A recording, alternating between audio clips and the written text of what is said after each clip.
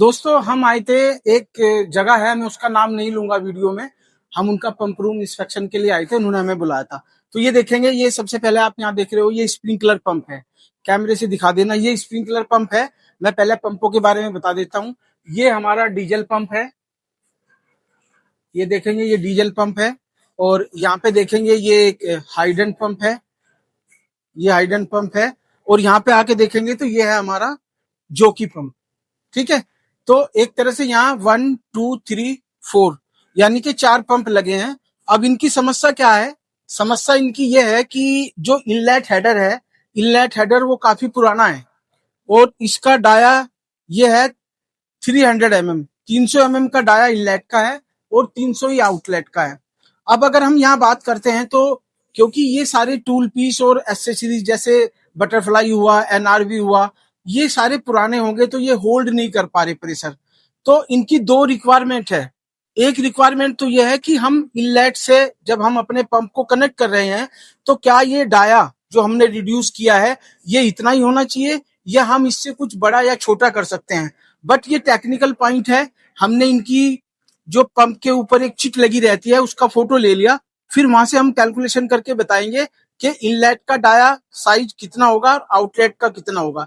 दूसरी इनकी रिक्वायरमेंट आई है कि रबर बैलो भी होना चाहिए, जो कि बहुत अच्छा पॉइंट है। क्योंकि अगर हम रबर बैलो नहीं लगाएंगे तो वाइब्रेशन हमारे सिस्टम में जाते हैं। जो इनको ये दिक्कत आई है वो इस वजह से भी आई है कि इनके एंटी वाइब्रेशन पैड नहीं थे, रबर बैलो नहीं थे, तो वाइब्रेशन सिस्टम में गए, तो उस वजह से भी यहाँ पे दिक्कत आई है।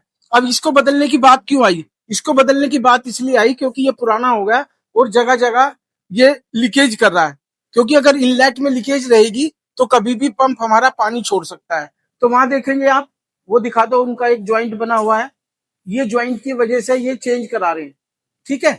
और वाइस टेनर इनका नो डाउट वो तो खोल के साफ हो जाएगा, बट ये वाली वाल भी है जो हमारी गियर टाइप की वाल बोलते हैं इनको, ये वाल भी होल्ड नहीं कर पा रही है प्रेशर, तो हमें चेंज करना पड़ेगा। ये देखेंगे आप, दो एयर वेसल है, एक ये रही एक ये रही, ये करीब 250 की है, 250 300 की है शायद।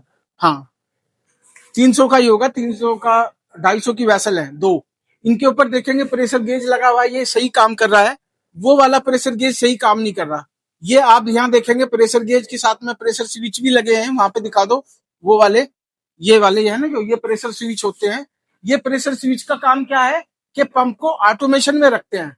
किस पंप को मुझे कितने केजी पर सेंटीमीटर स्क्वायर के ऊपर प्रेशर चलाना है, पंप को कितने पे ऑफ करना है। ठीक है। बट एनबीसी के मुताबिक सारे पंप हमारे ऑटो मोशन पे होने चाहिए, यानी कि वो ऑटो ऑफ होंगे, ऑटो ऑटो ऑन होंगे, ऑफ नहीं होंगे। बट जो की पंप है, जो की पंप हमारा ऑटो ऑन ऑटो ऑफ होगा। तो यहाँ देखेंगे आउटलेट हेडर इसका, ये देखो ऊपर, ये जो आउटलेट हेडर है ना, ये भी हमें चेंज करना है। और हमें ये सारी फिटिंग्स, इनकी जो भी फिटिंग आप देख रहे हो पंप के ऊपर, ये सारी फिटिंग्स हमें चेंज करनी होगी। और ये जो डीजी का एग्जॉस्ट है, इसको डीजी के एग्जॉस्ट को वहां से सीधा ले जाके वहां से डाइवर्ट करके फिर इसको हम लगाएंगे। तो ये होता है दोस्तों सिस्टम। यहाँ देखेंगे पैनल है इसका, ये वाला ऑटोमेशन पैनल है। इसके ऊपर लिखा रहता है, जैसे ये मेन इनकमर है, ये हमारा जोकी पंप का आउटलेट है, ये डीजल पंप का कैबिनेट है। यहाँ देखेंगे आप स्प्रिंकलर पंप है, ये हाइड्रेंट पंप है। तो दोस्तों हम इसको, ये जो पंप रूम मैंने आपको दिखाया, इसका हम मेंटेनेंस करेंगे। और फिर जब मेंटेनेंस करने के बाद में फिर मैं आपको वीडियो शेयर करूंगा। तो वीडियो शूट हमने इसलिए किया है कि ताकि हमें ड्राइंग बनाने में कोई दिक्कत ना हो।